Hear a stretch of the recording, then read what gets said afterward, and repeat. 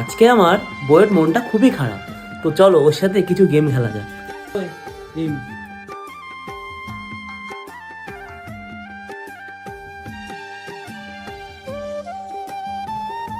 আগের বার উপরেরটা ধরেছিলে, এবার নিচেরটাই ধরো। বাপরে, দেখি দেখি দেখি দেখি কি পড়ে যাবে। চুড়ি তার। আচ্ছা,